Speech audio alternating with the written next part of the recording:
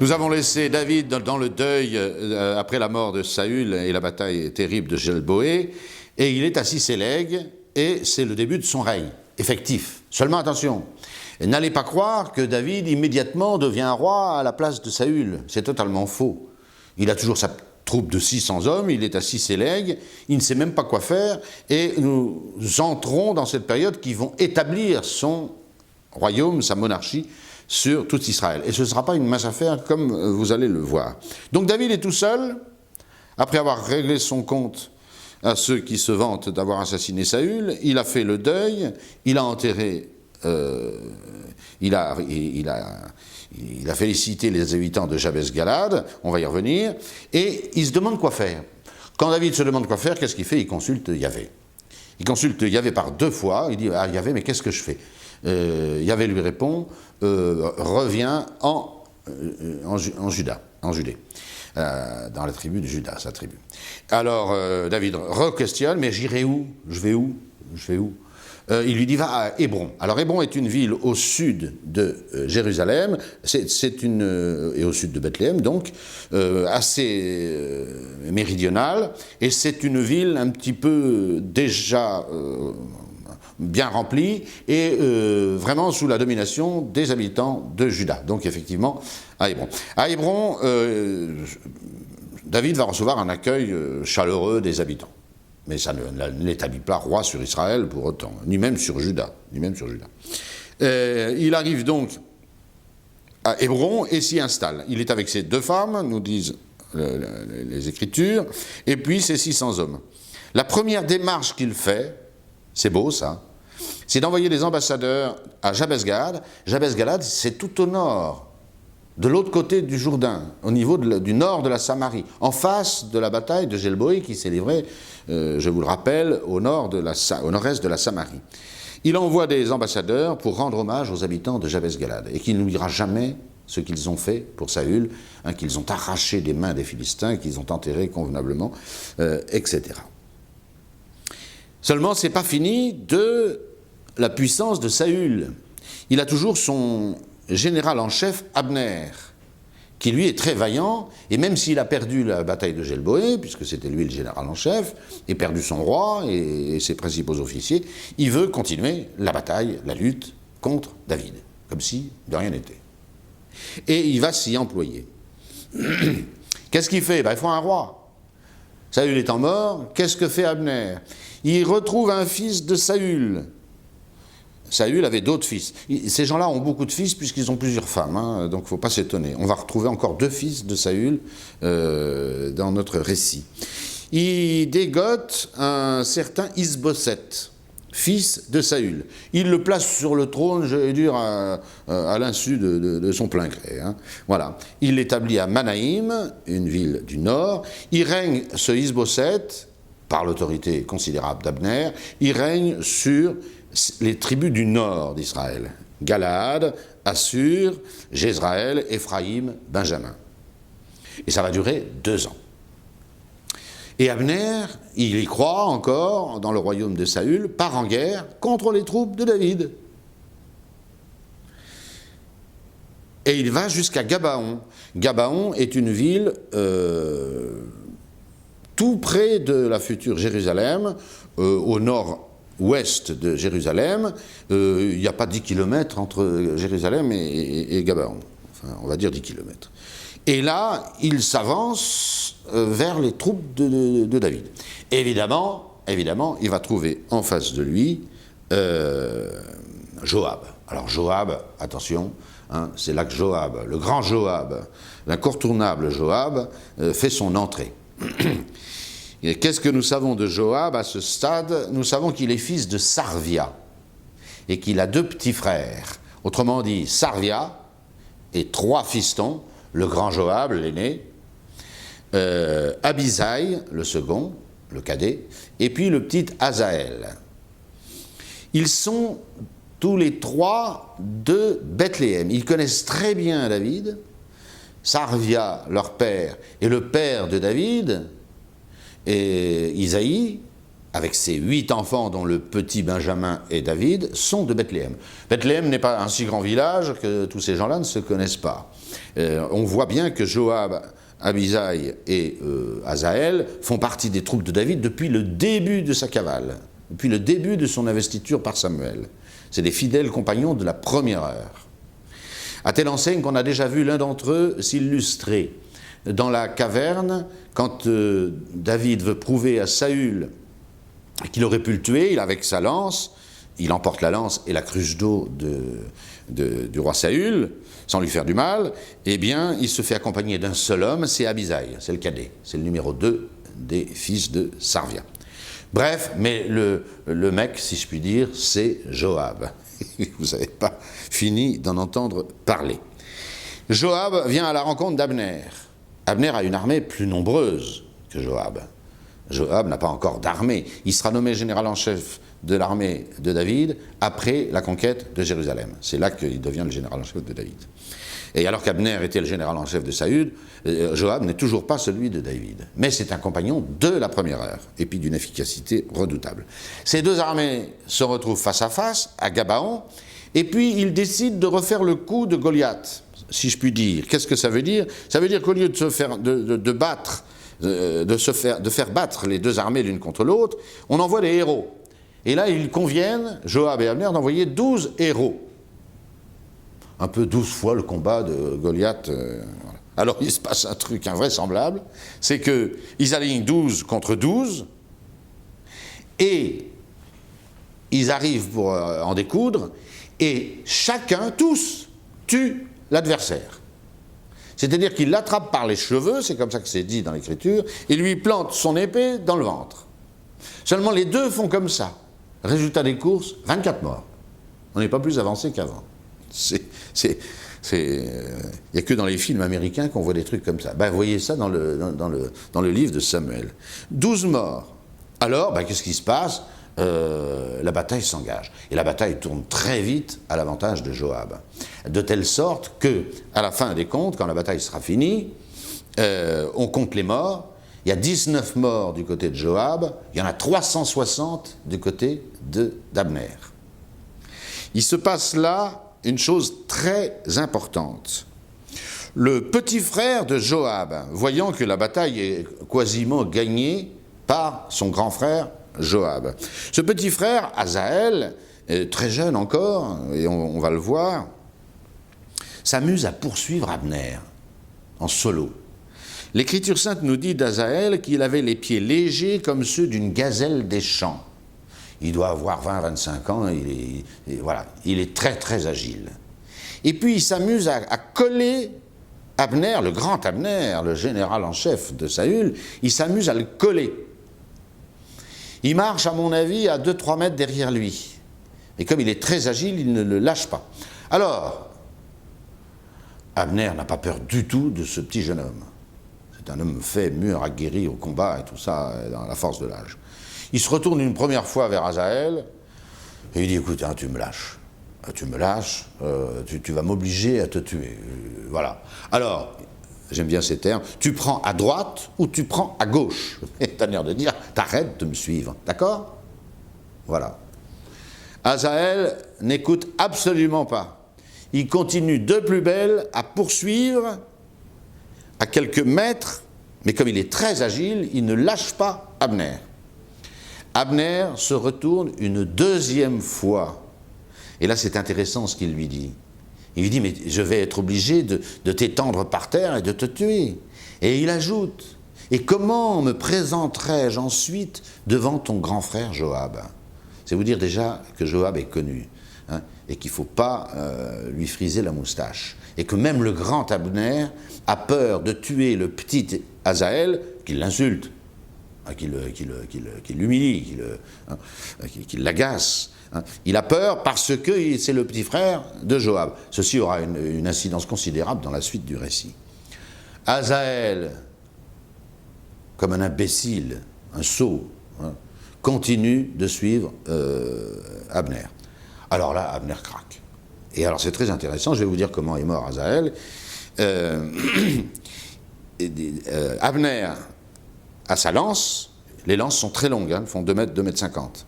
Et elles ont un fer de lance du côté où on pointe et on tue. Voilà. C'est pas comme ça qu'Abner va tuer Azaël. L'Écriture sainte nous dit qu'il se retourne et il embroche littéralement par le côté inférieur de la lance. J'ai eu du mal à comprendre ça, mais j'ai compris. Hein, on tient sa lance, le fer en haut. Et l'extrémité inférieure, c'est le bout de la lance, où il n'y a pas de fer de lance. Alors imaginez le choc qu'a reçu Azaël. Abner se retourne, plante l'arrière, le manche de sa lance dans le corps d'Azaël et le transperce de part en part. L'Écriture nous dit que le manche dépassait de l'autre côté du corps d'Azaël. Évidemment, Azaël s'écroule, il est mort. Voilà. Et le corps d'Azaël reste là, de sorte que tous ceux qui passent ici voient le corps d'Azaël, j'allais dire, défoncé par ce coup de lance terrible d'Abner. Évidemment, Joab et Abisaï, ses 2 grands frères, se mettent à la poursuite d'Abner. Là, il se passe une chose assez étonnante. Est-ce que Joab et Abisaï savent que Azaël est mort et a été tué par Abner? Je pense que oui. Mais ce qui est difficile à comprendre, parce que tous ceux qui passent le voient, et comme ils poursuivent Abner, ils l'ont certainement vu. Mais il se passe une chose, c'est que Abner, Joab, et lui propose d'arrêter ce massacre. Voilà. Est-ce que l'épée dévorera-t-elle toujours, dit Abner. Et plus incroyable encore, Joab va accepter cette trêve, alors qu'il est vainqueur. Il est déjà vainqueur, malgré l'incident. Et Joab accepte la trêve. Et ils font tous les deux un armistice, et ils arrêtent cette guerre fratricide, cette guerre civile, car c'est une guerre civile, c'est tous des Hébreux, fils d'Hébreux. Hein. Pourquoi Joab fait ça? On vient de lui tuer son petit frère. Et attention, Joab le sait, mais Abner aussi le sait, ce crime ne restera pas impuni. C'est certain, quand on connaît Joab. Voilà. Pourquoi Joab ne profite-t-il pas immédiatement de cette opportunité pour se débarrasser d'Abner et du reste des troupes? Il le pourrait, il est vainqueur. Et pourtant, il accepte l'armistice. Je pense que Joab comprend que... C'est un grand politique, Joab. Il comprend que l'armée de David est encore extrêmement rudimentaire. Et il est bien placé pour le savoir, puisque c'est lui qui commande les troupes. Tandis que l'armée d'Abner peut mobiliser très abondamment toutes les 10 tribus du Nord. Et donc, je crois que c'est politique, et cette trêve, cet armistice qu'il signe. Et on arrête le combat.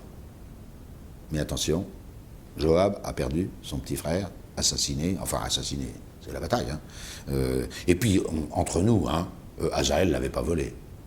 Ce petit gamin de 22 ans là, qui titille ce grand général en chef comme ça, alors que l'autre lui dit « mais bon, va-t'en », et puis qui finit par continuer à le coller. Enfin, il méritait sa mort.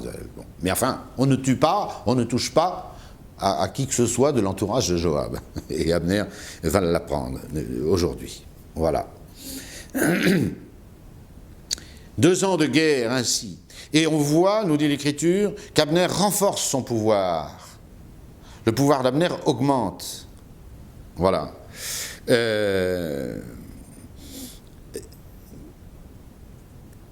Abner va être trahi par Is-Boseth pour une histoire de bonne femme. Alors que le pouvoir d'Abner se cristallise et qu'il fédère les 10 tribus d'Israël, Is-Boseth, le roi qu'il a mis en place, un peu de pacotille, je vous l'accorde, mais apprend que Abner a couché avec une concubine de son père, du père d'Is-Boseth, c'est-à-dire avec Saül. Cette concubine s'appelait Resva. Is-Boseth est furieux que ce personnage, Abner, son général, à qui il apporte en mission le trône, est osé coucher avec une concubine de Saül son père. Attention, concubine dans l'Ancien Testament, n'a pas du tout le sens qu'il a chez nous. Et chez nous, une concubine, c'est une femme illégitime avec laquelle on fornique, mais qui n'est pas du tout une femme légitime, une épouse. Voilà. Là, c'est le nom des femmes secondaires. Il y a toujours une première, c'est un vieux reste d'avant la chute, Adam et Ève, mais les concubines sont d'autres femmes, mais qui ne sont pas la première. Ça n'a rien à voir avec une maîtresse ou une concubine aujourd'hui. Pourquoi alors Is-Boseth est-il furieux? Parce que je pense qu'on a touché à la famille royale. Que ce soit du côté de la maison de David ou du côté de la maison de Saül, il y a une espèce de fraternité très puissante dans les familles. Puis c'est connu en Orient, c'est comme ça, on ne touche pas à la petite sœur d'un Corse, etc. Bon. Donc, Is-Boseth est furieux. Mais alors là, Abner est encore plus furieux qu'Is-Boseth. Écoutez ce qu'il lui dit. Hein. Suis-je une tête de chien appartenant à Juda? Il est furieux, Abner, qu'on lui reproche d'avoir couché avec Resfa. Suis-je une tête de chien appartenant à Juda? Et c'est ce qui met dans la tête d'Abner de composer avec David. Vous voyez à quoi tient l'histoire. C'est une histoire d'alcôve qui va faire changer Abner de camp, c'est-à-dire abandonner Is-Boseth et la maison de Saül pour se tourner et parlementer et engager des pourparlers avec le roi David. Voilà ce qui a décidé Abner. Sitôt dit, sitôt fait, Abner envoie des ambassadeurs à David lui demandant de le recevoir.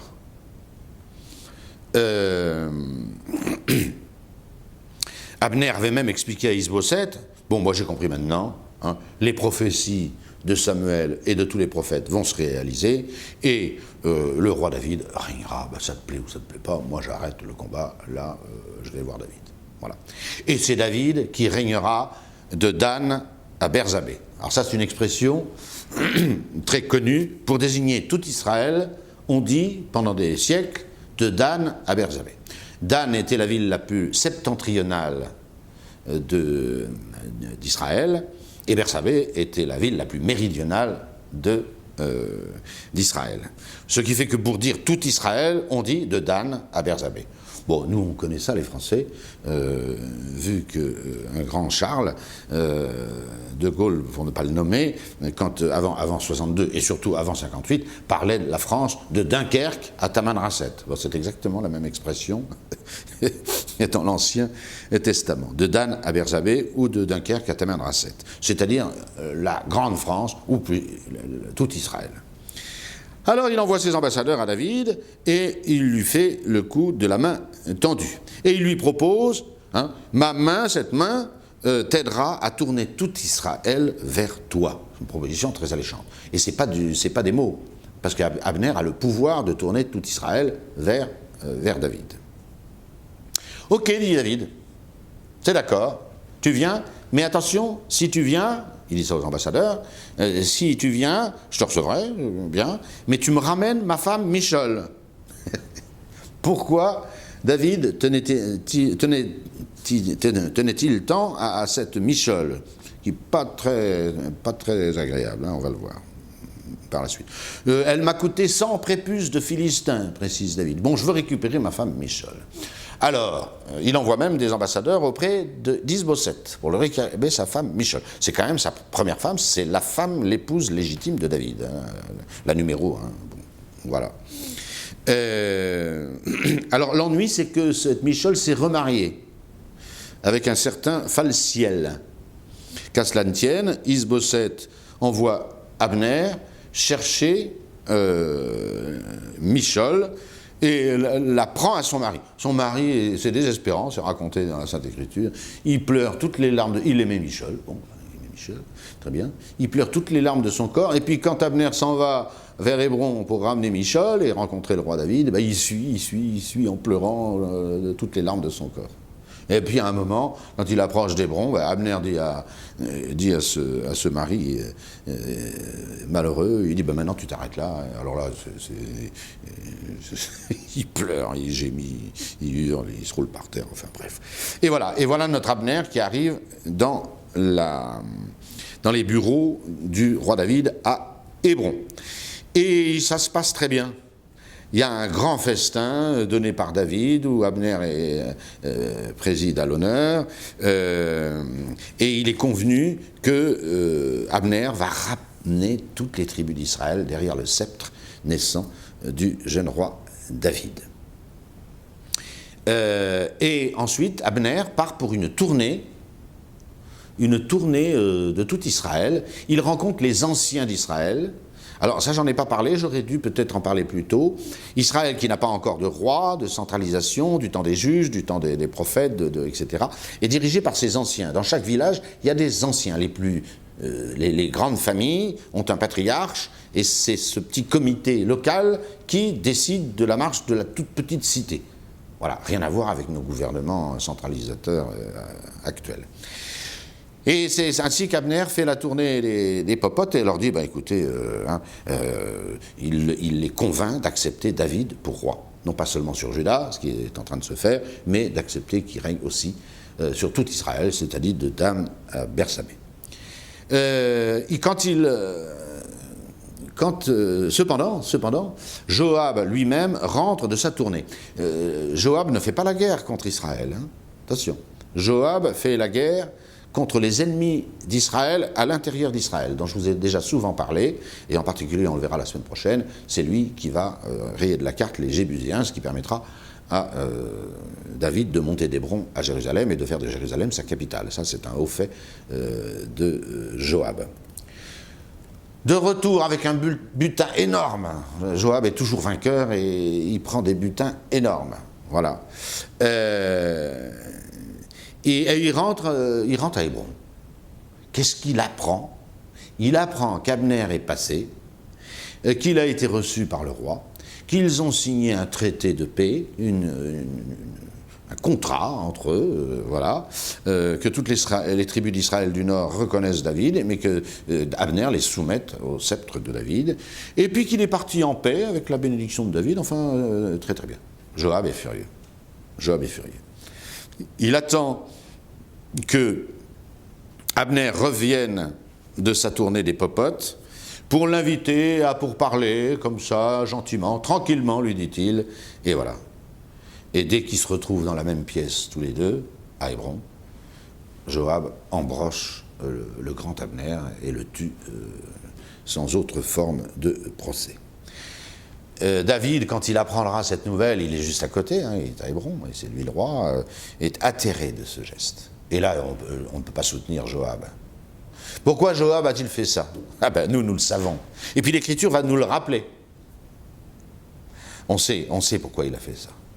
Il a fait ça parce que Abner a tué son petit frère Asaël. C'est le seul motif. Et là, Joab ne fait pas preuve d'une très grande clairvoyance politique. Pourquoi il a fait la trêve avec Abner la première fois? Pour des raisons politiques hautement stratégiques. Pourquoi là il l'embroche? Parce que il sent bien que Abner a déjà fait du bon boulot et que Israël est en train de revenir vers David.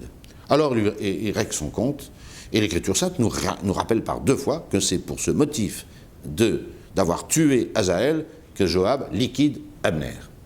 David, on ne peut pas décrire l'état de David, il est atterré, et il le sera pendant toute la vie, toute la durée de son règne, même, il tirera vengeance de Joab pour ce crime, sur son lit de mort. C'est ce crime de Joab que rappellera David à son futur successeur, Salomon. Et il lui dira, tu ne laisseras pas Joab descendre avec les cheveux blancs dans le Sheol. Ça veut dire que tu vas le liquider. Et je vous raconterai ça plus tard, ce sera vers la fin de notre récit. Alors, David est atterré, et il a des phrases qui sont extraordinaires, et où il va nous ouvrir un petit peu son âme. D'abord, il est extrêmement sévère. Il n'ose pas toucher à Joab, jamais. C'est curieux, les rapports de Joab et de David. David ne touchera jamais lui-même, ni ne donnera l'ordre à personne de toucher à Joab. Le seul à qui il demandera de toucher à Joab, c'est à Salomon sur son lit de mort. Il a besoin de Joab. qui gagne toutes ces batailles. Que son sang retombe sur la tête de Joab et toute la maison de son père, qu'il ait toujours dans la maison de Joab qu'il y ait toujours un homme qui souffre d'un flux ou de la lèpre, ou qui tienne le fuseau comme une femme, ou qui tombe par l'épée, ou qui manque de pain. C'est ainsi que Joab et Abisai, son frère, tuèrent Abner, parce qu'il avait donné la mort à leur frère Asaël à Gabaon dans la bataille. Et David fait 8 jours de deuil d'Abner, il l'enterre, il suit le convoi funèbre, il pleure, il se lamente à voix haute, il chante un cantique funèbre qu'il compose, comme il avait fait pour Saül, et puis il ajoute que Yahvé me traite dans toute sa rigueur si je goûte du pain ou quoi que ce soit avant le coucher du soleil, le jour de l'enterrement d'Abner. Tout le peuple remarqua et le trouva bon, comme il trouvait bon tout ce que faisait le roi. Tout le peuple et tout Israël comprirent en ce jour que ce n'était point par le roi qu'on avait fait mourir Abner, fils de Ner. Le roi dit à ses serviteurs, « Ne savez-vous pas qu'un chef, qu'un grand homme est tombé aujourd'hui en Israël? Pour moi, une confidence de David, je suis doux, quoiqu'ayant reçu l'onction royale. Mais ces hommes, les fils de Sarva, sont plus durs que moi. Que Yahvé rende à qui fait le mal selon le mal qu'il a fait. » Cette confession de David est très touchante. David confesse qu'il est doux. Hein. Et cette douceur de David, qui n'empêche pas de temps en temps de prendre des décisions énergiques, hein, cette douceur de David, un psaume de la déportation la chantera. Memento domine David, et omnis mansuetudini seius. Souviens-toi, Seigneur, de David et de toute sa mansuétude. Voilà. Finissons rapidement cette série de meurtres. Is-Boseth apprend, évidemment, la mort d'Abner. Il en est concerné et il n'a plus personne. Voilà. Là-dessus, il y a 2 mercenaires de la troupe de Saül, Baana et Rekab, et qui, apprenant la mort d'Abner et la fin, se disent il faut rallier absolument David. Qu'est-ce qu'ils font? Ils rentrent dans la chambre à coucher du pauvre Is-Boseth, décidément malheureux, et ils le poignardent, ils le lardent de coups. Et même, ils coupent sa tête et font comme à la magicite de la mort de Saül, ils se précipitent à Hébron avec la tête d'Is-Boseth pour la présenter à David en disant, bah tu vois, t'as plus de concurrent cette fois-ci. Oh, alors quand on connaît David va rappeler devant ses hommes ce qu'il a fait de la Malécite qui s'est vanté faussement d'avoir tué Saül et qu'il l'a fait embrocher par ses gardes séance tenante. Hein. Il dit, mais ce sera exactement pareil pour vous. Vous avez osé porter la main à un homme totalement innocent dans sa chambre, pendant son sommeil, en le poignardant et en lui coupant la tête. C'est honteux. Et il donne les ordres à ses gardes, probablement Joab et sa bande, d'abord de leur couper les mains et les pieds, et ensuite de les pendre à côté de l'étang d'Hébron, et finalement de leur couper la tête après avoir été pendue. Finalement, la tête d'Is-Boseth est enterrée avec son général en chef. On met la tête d'Is-Boseth dans le cercueil, dans le tombeau d'Abner. Petite anecdote pour finir, 4 lignes de la Sainte Écriture qui nous disent quand même qu'il y a encore un descendant de Saül, un fils de Jonatas, rien moins, qui s'appelle Misphiboseth. C'est tout, on dit rien d'autre. Sauf qu'il était perclus des membres inférieurs. Pourquoi? Parce que, et je cite, Jonatas de Saül avait un fils perclus des 2 pieds. Cet enfant était âgé de 5 ans lorsque la nouvelle de la mort de Saül et de Jonatas arriva à Jezreel.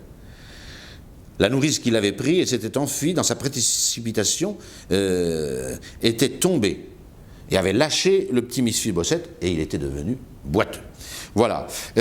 Alors on laisse David à Hébron et puis la semaine prochaine, ça va être la conquête de Jérusalem par Joab, bien sûr, et c'est là qu'après 7 ans d'un règne difficile et chaotique à Hébron, David va s'installer à Jérusalem. Il avait quand même fait 6 enfants pendant cette période. Je vous les nomme très rapidement. Amon de Akinoam, sa mère, Sheléab de Abigail, la femme de Nabal le fou, Absalom, retenez ces noms parce qu'on va les rencontrer, de Maaka d'Assur, Adonias, d'Agit, sa mère, Saphaya de Abital et Jéthram d'Egla. C'est pas énorme parce que c'est en 7 ans et il y a 6 mamans différentes. Il ne faut pas s'étonner, David aimait beaucoup les femmes, ça n'est plus à démontrer. Je vous remercie.